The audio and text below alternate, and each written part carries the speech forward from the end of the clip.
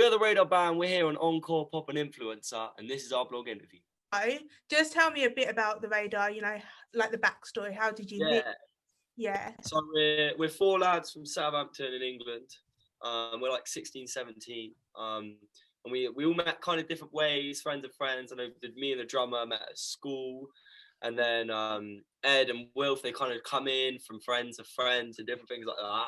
And we've kind of spent the last 6 months just bar COVID with like, when we can, in the studio, rehearsing as much as we can, practicing as much as we can, recording as much as we can.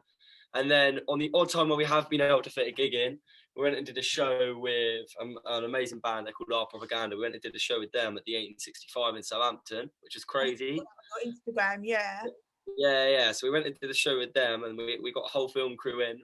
We shot most of the set, so we've got loads more stuff to come out. But that's kind of the time, which is the new single out now.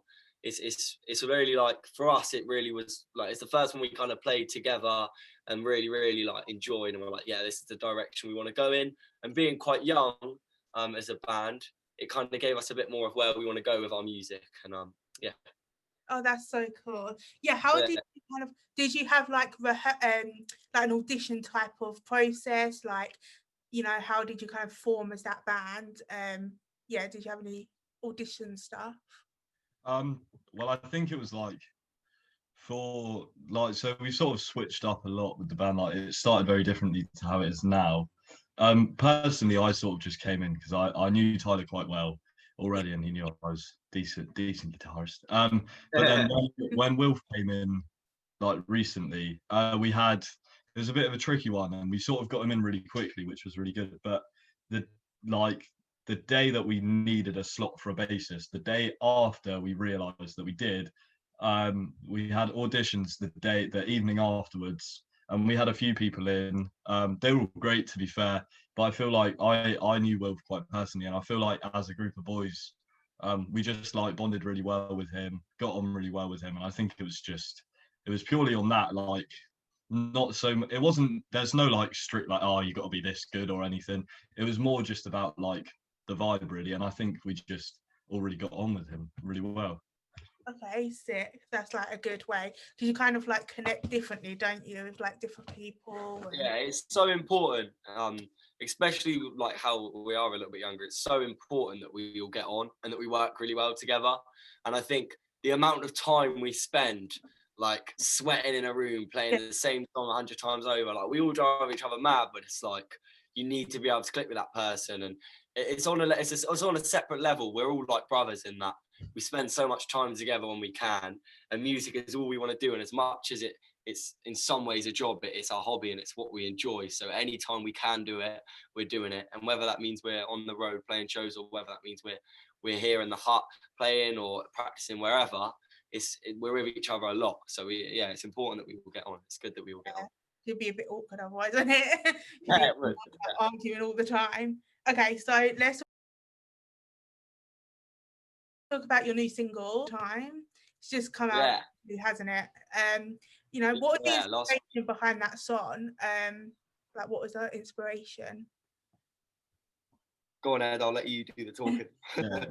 So I think it was like it was a bit of a, we've got loads of songs that we've got together through past forms of the band, different people in, and that was the first one, and it didn't really start off as a song. And to be fair, compared to our other songs, it does not have any structure, but we just thought it was really cool. It's like, it is messy, and but it sort of started off with us just playing random stuff and just having a bit of a jam, and then it kind of, Tyler would play the chords, and like, it's mainly, I'd say it's like that song, it was our opener at the gig, so it's the first song that we'd all played together on stage, and I think it means a lot to us that way. And it's really instrumental driven, so I think it gives like a good chance to showcase some of the skills we have like on our individual instruments, and as well like the vocals, like the meaning behind the lyrics. It's not really about that, it's more just as a whole song, it just has a lot of meaning to us, because it was the first song we played in the current format that we have and sort of wrote together. So I think it's really just shows what we're about and how we enjoy to play. Yeah, like captures it. So talking about that, what was like the writing and recording process of Yeah, so obviously we have a hut which we've had for ages now. We've had it for years, and we've been working in it for years. We built it in the garden a few years back, and we drive our mums and dads up the wall playing at a crazy volume all the time. But yeah, so we got all together, and it's like we're all into festivals. We love going to gigs. Like as I said, music isn't just something we do as a job; it's something we really enjoy.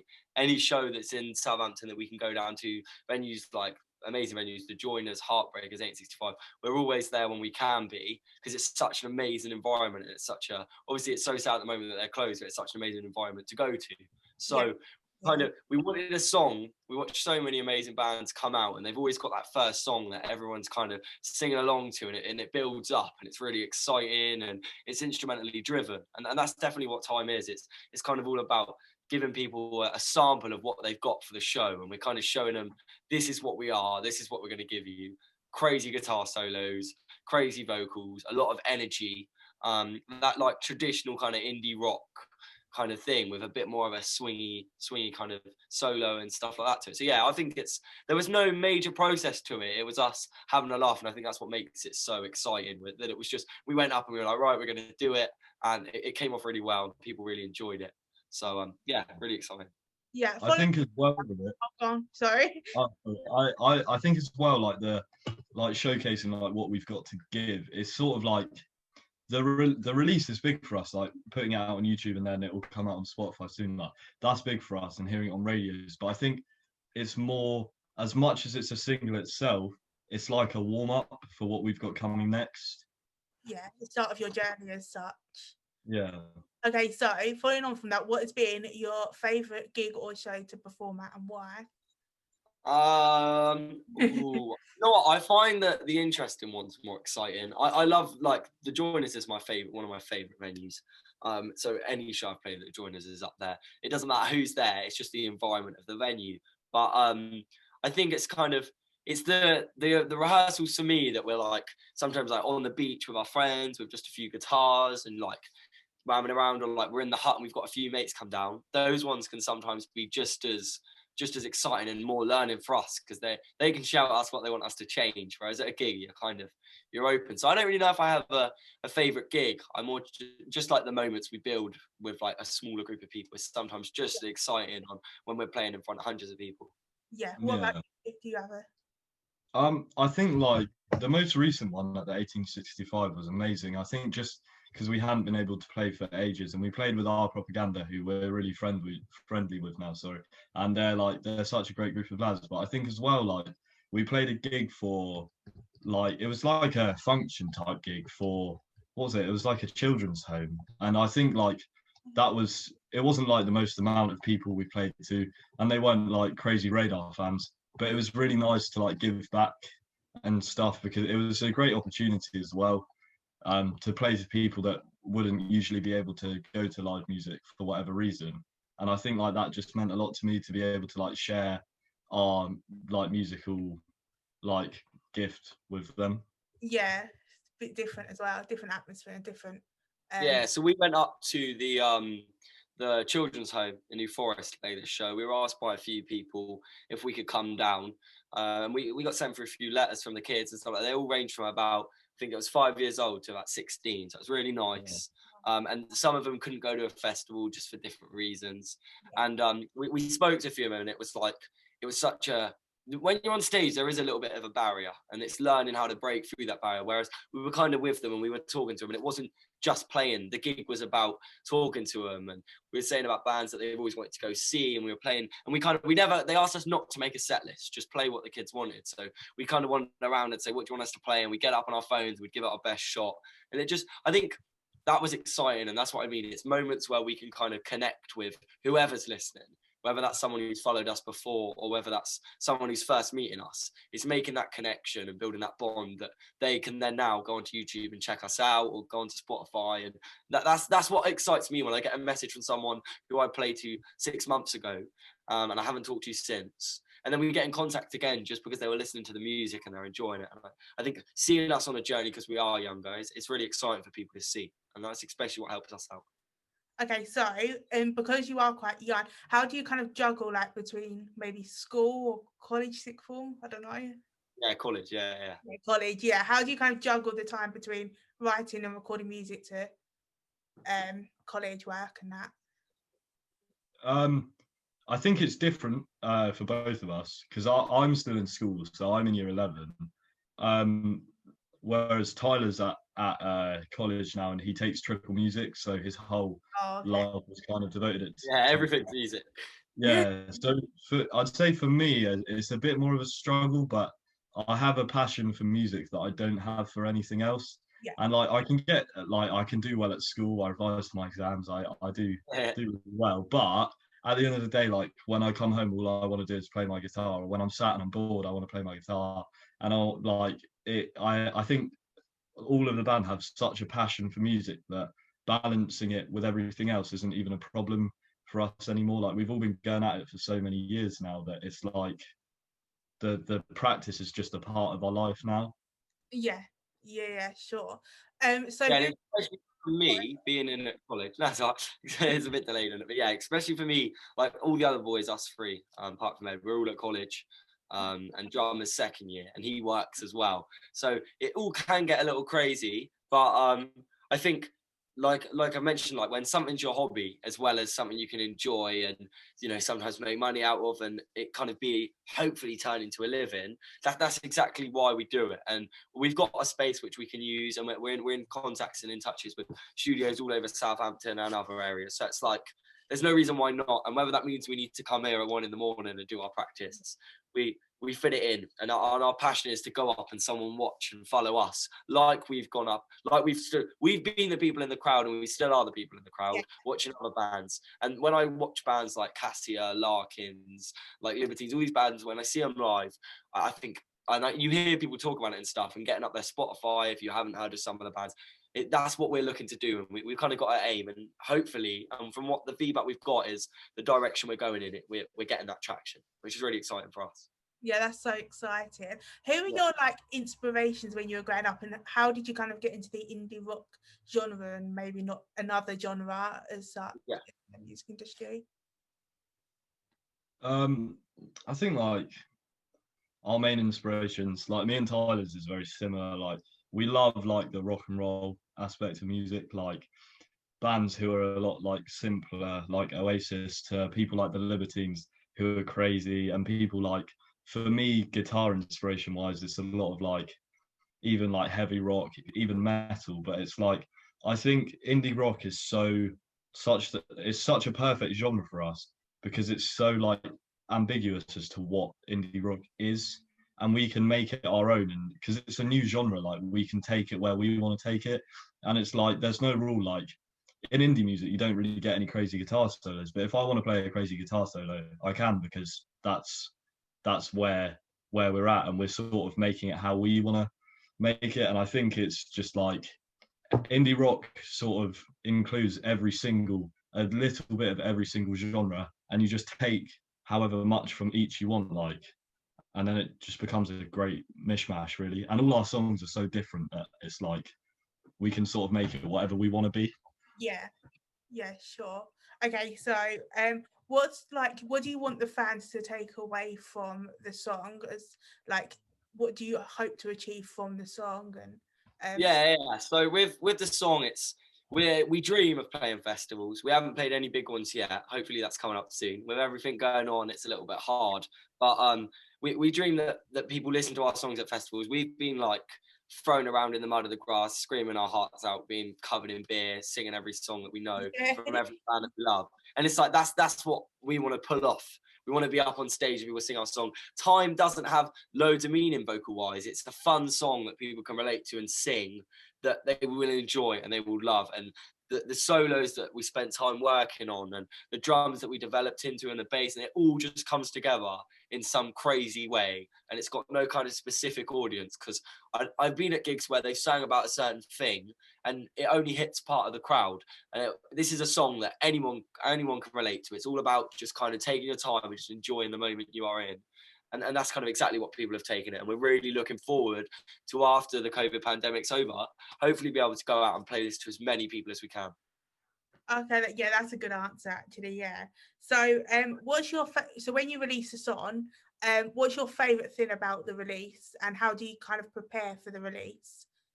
I think my favorite bit is it sounds really stupid, but my favorite bit is the absolute stress of it, because like getting it out on time is so stressful and we always do things wrong and everything. But it's so good because I think as lads, like we've got a lot going on. Like some of us work, well, we all kind of work. We all have school, college, whatever.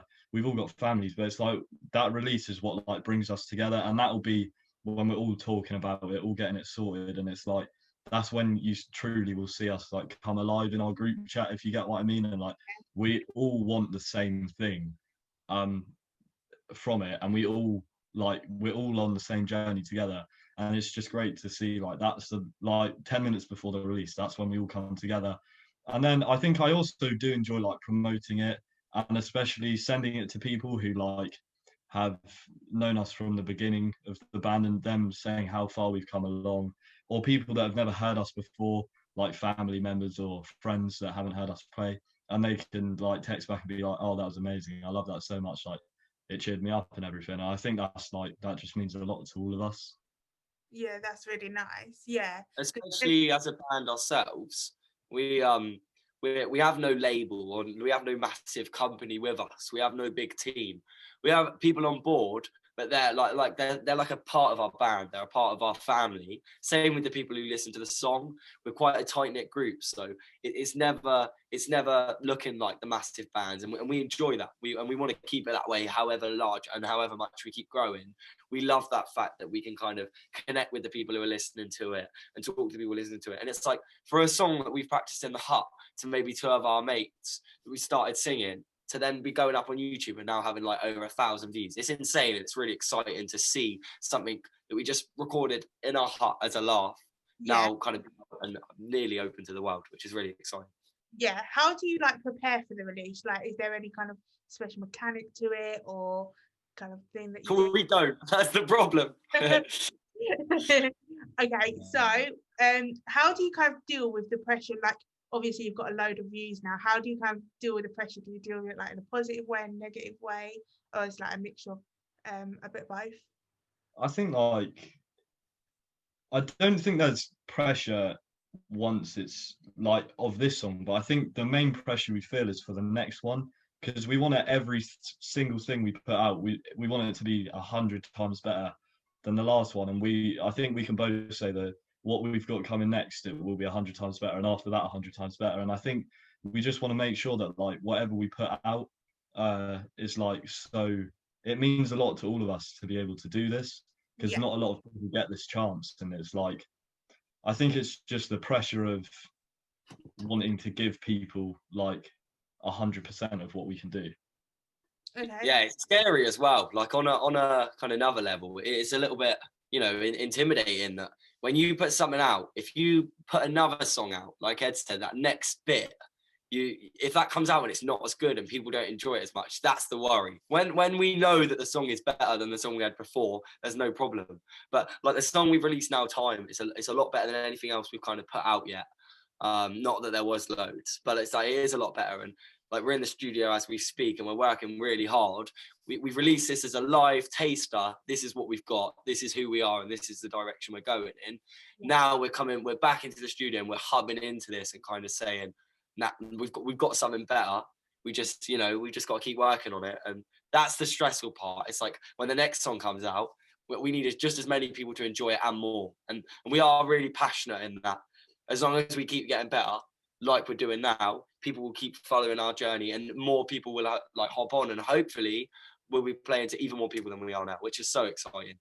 Yeah, so exciting. So from that question, is there any songs that you're working on now? Any maybe EPs or stuff like that? Like, what are you working on at the moment? Yeah, we're busy. We're busy in the studio as much as we can. I think, without going into too much, because I know it's a horrible topic, but I think COVID pulls everyone back. And we're not going to moan because there's so much worse going on in the world. But COVID pulls us all back. And I really do think it makes things so harder, especially for small bands. Like there's so many artists out there that are struggling. as well as us. And it's luckily we can all battle through, and I think it really has brought people together. But when you release songs and you can't go out and tour with the song and play to the song, it's so hard to reach out to people. Like we're not a massive band, we don't have hundreds of thousands of followers, so anyone who listens to us, that's why it's that community basis that it means so much to us. But yeah, we'll have new music coming soon. That's all I can say. We're working as hard as we can, and so the amount of traction we've got from this song, we're going to one up, and that's all we're going to keep doing. That's all I can say. That's exactly Yeah. it. More crazy solos and mental vocals and crazy night stories. That's all we're going to keep doing. So excited! Yeah. I can't wait to hear it. Okay, so what's one like piece of advice that you give to someone who's just starting out in music, in the music industry or something like that? I think for someone our age, Don't bother. It's crazy. yeah, I think the main thing is, yeah, when you think you've really messed up, right? Everyone's done 100 times worse, and at our age, luckily we're getting to the point now where we've got to stop messing up a bit. But you can make mistakes, and it's all about making mistakes and learning, because everything we know about the music industry has come from one of us making some stupid mistake that's ended up not being the best thing, but giving us something that we can learn from and take on to the next time that we have to make a decision like that. And I think it's just learn from everyone and listen to what anyone has to say that's in the industry, because there's some people that you think, why would I listen to them? Like, what have they done? But anyone with any experience will have a completely different journey and a completely different story to what you will have. So I think it's just listen to what everyone has to say, take it in, and take it into account with every decision you make. Yeah, that's a good piece of advice. One thing I'd say as well is, and this is to a limit, but if you're starting off, no gig is a bad gig. And any show is any show. Whether you're turning up to 2 people, everyone's been there, and it might look the part on Instagram, but we've all done our shows at a small nightclub in the middle of nowhere to 3 people, and it's what you've got to do. So it's not as easy as it looks, and you're not going to be playing Isle of Wight Festival headlining straight away, but give yourself a target, and kind of push for it and work for it and keep releasing music, reach out to your fans. Social media is a massive thing for us. I mean, the amount of traction we're getting at the moment on social media, hundreds of people sending in different things, which we love and is so exciting. And we're going to give out some more things. We'll have some merch coming out soon. We've got some signed postcards we're going to be sending out to our followers. All of this, we're just doing as much as we can. But the only advice I'd give is play any gigs you can, and message anyone. It don't matter. Like we messaged, we sent our track to loads of bands, Deco Band, Tom Grennan. They all messaged back about how much they enjoyed the track and what they thought about it, and it's so exciting. And if you can DM someone, no matter who it is, send them a message, because you never know. No, exactly. You never know who's going to get back to you. And yeah. Like that. Okay, so not going into too much of COVID, but obviously you've got the hut now. How are you kind of recording and like working on the music? How has that affected you in terms of being a band as such? I think like there's a lot I think at the moment like the main thing with it is if we can record, we will, but it's not all about if we can, it's about if we should. Because right now, if we wanted to book studio time, we could go into the studio, or we could practice in the hut legally and record in the hut like completely fine. But it's like thousands of people are dying every day, and it's like in our opinion at the moment it's wrong. But as soon as it starts easing off a little bit and getting a little bit better, we will be in the studio, we will be recording, and hopefully COVID's on the down. Yeah, it is really hard, and it's like, COVID hits so many things. And I think as a young band, and as a lot, we don't have loads of followers, but we have people who watch what we're doing every day. And whether it's silly things of send your pet in, or whether it's serious things that this is numbers you can call, we always get traction from it. And I wouldn't ever want to have the whole band here and people start thinking it's all right to go out. And it is such a hard one to judge, especially with mental health, which we're really strong about talking. It's really important to look after yourself. But, as much as it would be good for us to all meet up, we know we shouldn't. So me and Ed will go on the odd bike ride, but apart from that, we're a bit stuck on. We're recording as much as we can, and we're practicing as much as we can. And luckily, we're all lucky enough to have devices where we can send off music. Obviously, I've got the studio here. Ed's got a studio at home. George has a studio at home. Will has a studio at home. Just little like bedroom studios, but they all work. And we're making things while we talk. Yeah. So what's kind of your favorite social media to promote on? Like, where do you get the most engagement from? Is it like Instagram, maybe Twitter? Have you got TikTok? I don't know. Like, yeah, go on, Ed. You can. To be fair, like it's the one that no one ever speaks about for promoting band stuff, but it is Snapchat. Where we're young, everyone uses Snapchat, and I can send 500 people a link on Snapchat, and I can put it on my story and get like 800 views. And that could be like, even if 800 people see it and only like 50 of them swipe up, that's 50 more than zero.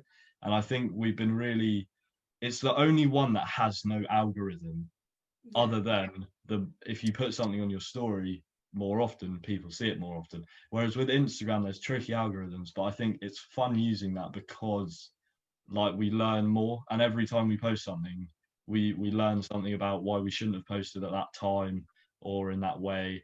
But I think as well, like TikTok's an amazing thing at the moment, and you can gain so much like traction off of TikTok, but that it's so algorithm based that it's tricky. But Tyler posts a few singing videos on our TikTok. We post a couple of covers on there, and they usually do all right. But it's like it's really uncertain as to whether 10 people will see it or 10,000 people will see it. So, you know, we don't really know on that one.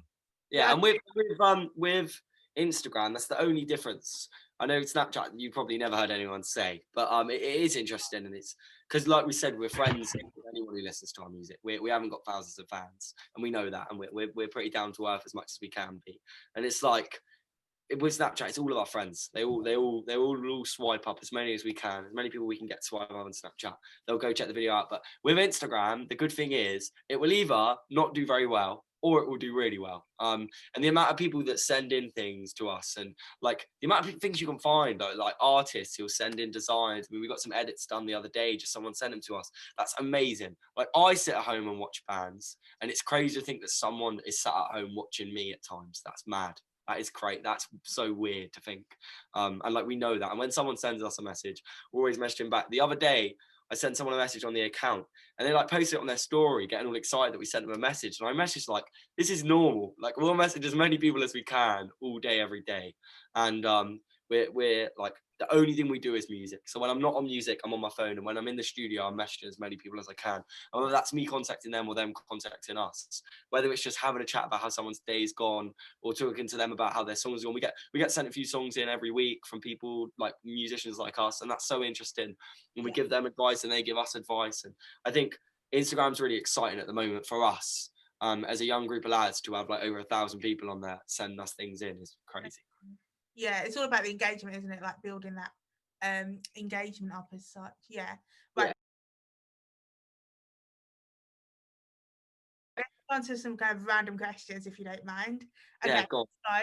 So, dream place to perform anywhere in the world. If you could perform, where would you? Yeah, we'll both answer. Ed, go on. Where's dream place? Glastonbury. Oh, nice. Lovely. Yeah, do you know what?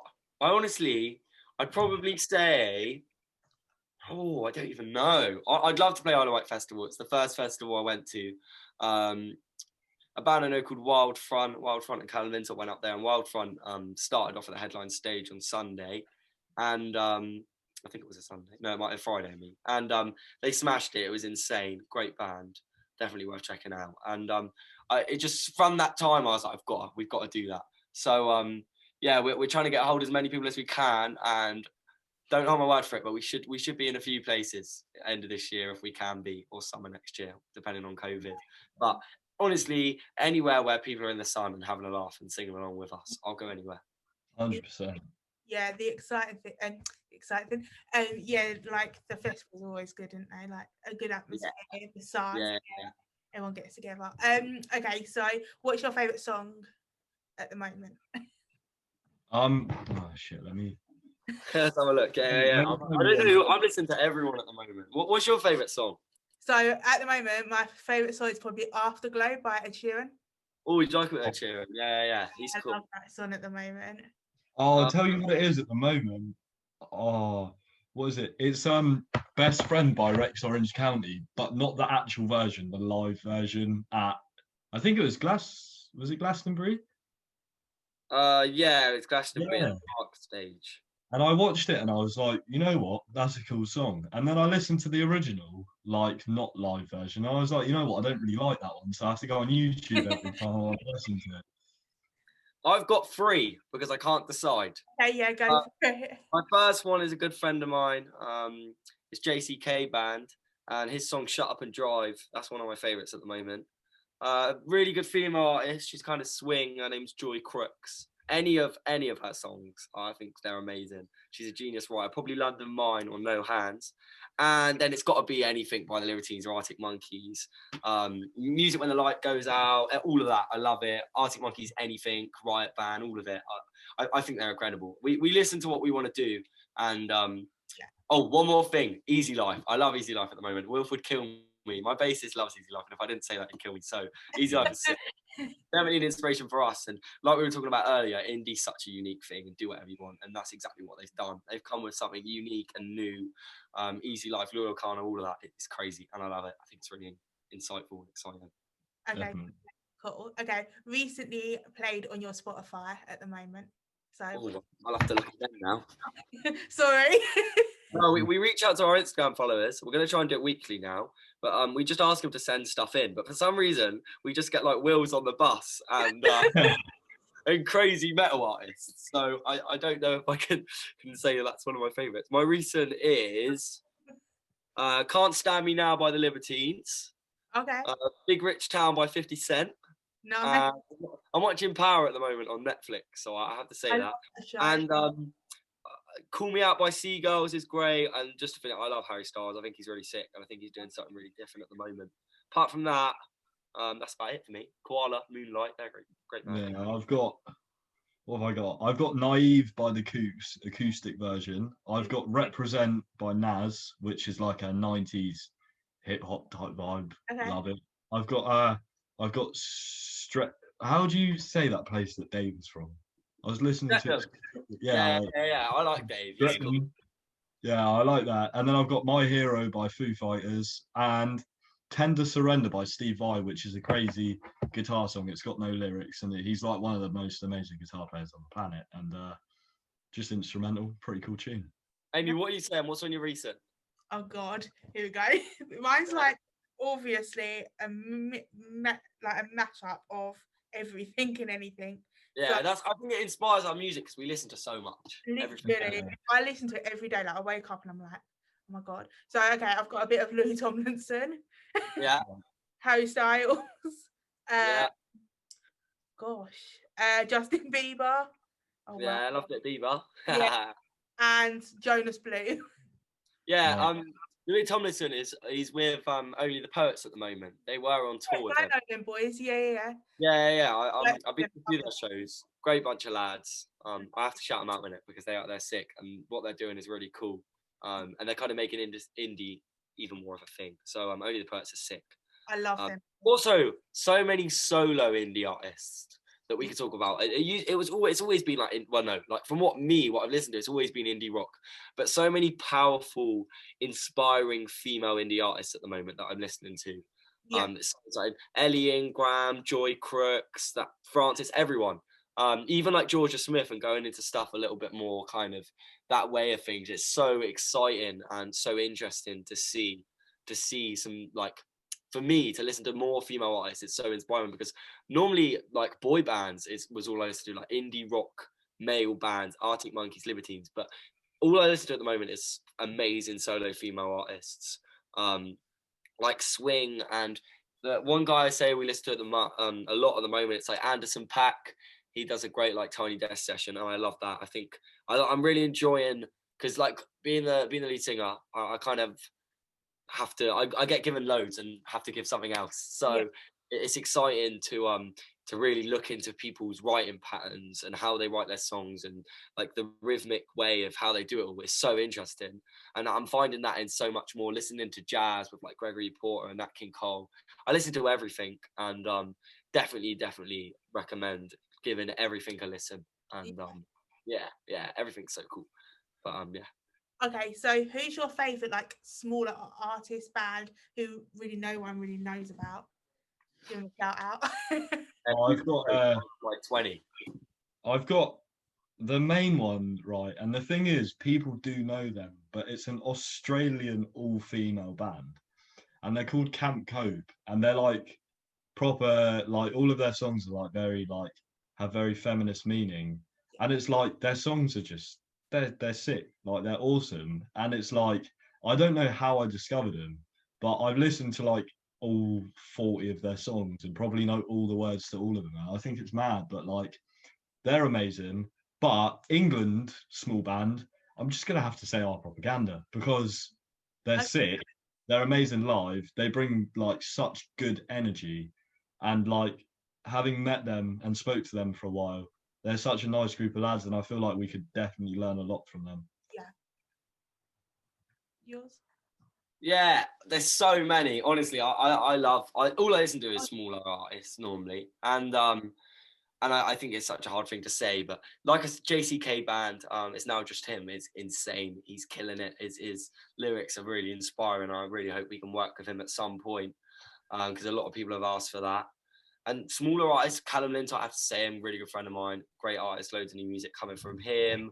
Only the Poets, they're getting a lot bigger now, but they're smashing it. Have to say, like Cassia, Larkins, all these bands that were quite small and are now quite bigger, gone from like these iconic grassroots venues like the Joiners and now playing out even bigger shows is insane. So many small bands I could talk about, but definitely kind of JCK band, Only the Poets, all that type of thing. They're killing it. Okay, you said that you were watching Power. What's your favourite Netflix shows at the moment? Obviously, because we spend a lot of time on Netflix. Yeah, too much. Ed, go on. Well, to be honest with you, I don't really like.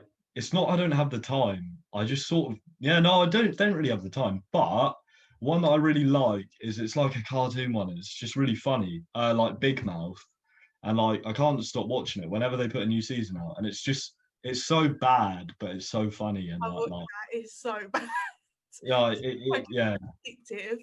It is really, it's a bit fucked up, but I find it really funny a lot of the time. So I've watched a lot of that, and I think as well, I know Tyler's watching it at the moment, but Stranger Things, I like a bit of Stranger Things. Yeah, that's so I heard so many people go on about it, and I've never watched it. And my mum was like, "Come on, we're watching it." I was like, oh, "All right, let's go for it then." And it's like, with nothing going on at the moment, if I can sit there with a beer and like watch monsters come out the wall, I will, because it's exciting. So definitely Stranger Things. I think Power is so cool. I love movies that one of the kind of actors in it has something to do with the music. I find it really interesting. So Power is all of a kind of a story on like 50 Cent's music, and a lot of it is used in there, and 50 Cent's action in it as Kane. I think it's really interesting. So anything with really exciting music in, I will always watch. And I love a good documentary about the musicians. All like, I don't even know if it's on Netflix, but like Bohemian Rhapsody, Rocket Man, all that. So inspiring. I'll watch them millions of times every day. Literally. Okay, so last question. Where can you stream Time? Everywhere. So, YouTube at the moment, Time, just look up Time Live Demo, The Radar. Come up, bang, 1,000 views. But can I say the date? Yeah, go on. Yeah. 5th of February, it will be out on everything. Spotify, Apple Music. But if it goes wrong, if it isn't out on that day, Amy, we'll blame it on you. Well, we're saying 5th of February, 100%. But I did a bit of an idiot, and I don't know if it's 5 or 6 o'clock. I don't know what time. That's why you should go with a label, guys, because it'll be out this day. Just hold on. But yeah, no, it'll be out. It'll be out everywhere really, really soon. And we're really excited. To be honest, people have loved the video, and we probably should have done it the other way around, but we were so excited to show people this video. Yeah. And then we weren't thinking about putting it on Spotify. We just weren't really that bothered about it. And I think I got like 150 Facebook messages saying, oh, where can I find it on iTunes? Where can I find it on Spotify? I was like, I have not given an option here.